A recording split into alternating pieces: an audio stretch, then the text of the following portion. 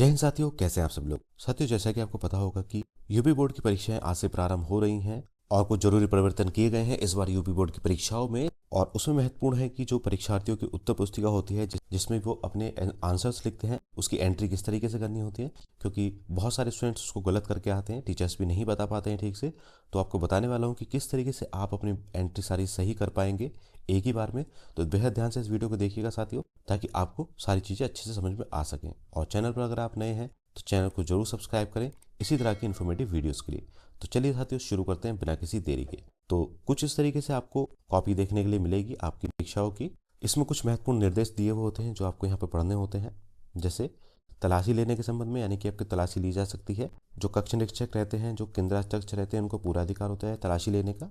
साथ ही इसमें लिखा है कि परीक्षा उत्तर पुस्तिका के पृष्ठ भाग पर दिए निर्देशों को ध्यानपूर्वक पढ़े तथा सावधानी के साथ पालन करें। निम्नांकित क्रमांक 1 से 6 तक की पूर्ति परीक्षार्थी स्वयं करेंगे।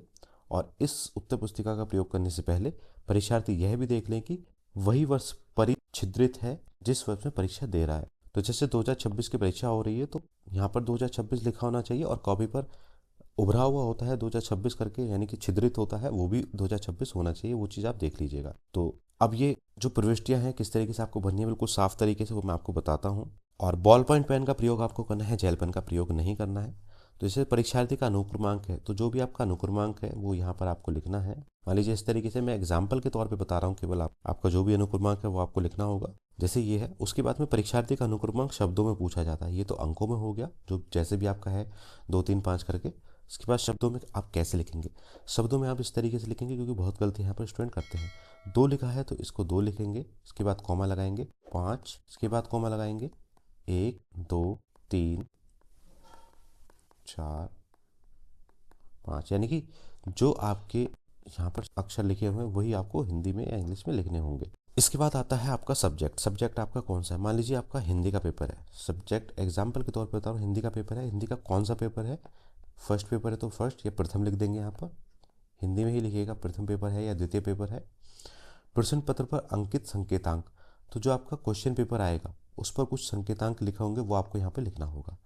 परीक्षा का दिन कौन सा है, जैसे मान लीजिए मंगलवार है तो आपको यहाँ पर मंगलवार लिख करके परीक्षा की तिथि, तिथि कौन सी है, तिथि होगी जो भी तिथि है 17/2/2026, और आपको पाली कौन सी है वो लिखना है।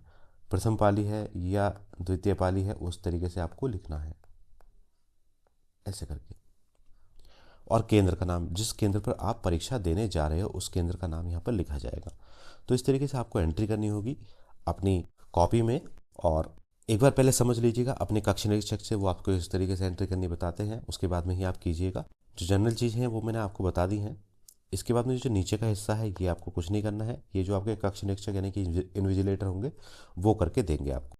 कॉपी में एंट्री के अलावा दोस्तों आपको कुछ जनरल चीज़ों का ध्यान रखना है, जैसे कि आपको अपना एडमिट कार्ड लेके जाना है, अपना कोई भी पहचान पत्र हो वो लेके चले जाइएगा। आपके एडमिट कार्ड में स्पष्ट रूप से सारी चीज़ें लिखी हुई होंगी। इसके अलावा कोई भी ऐसा इलेक्ट्रॉनिक डिवाइस आप लेकर बिल्कुल भी ना जाएं जो आपको वहाँ पर दिक्कत पैदा कर दे। मोबाइल फ़ोन हो, ईयरबड्स हो, किसी भी तरह का और इलेक्ट्रॉनिक डिवाइस हो, कैलकुलेटर हो, पेजर हो, कुछ भी हो, कोई भी चीज़ आपको ऐसी नहीं लेकर जानी है, क्योंकि आपको अनुमति नहीं दी जाएगी उसके साथ अंदर जाने की। फिर वो आपको बाहर ही छोड़ना पड़ेगा, और बाहर भी वो कई सौ मीटर दूरी पर रखा जाएगा। कॉलेज के आसपास 200-300 मीटर की दूरी पे कुछ भी इलेक्ट्रॉनिक डिवाइस नहीं रखा जाएगा। तो इस चीज़ का ध्यान रखिएगा।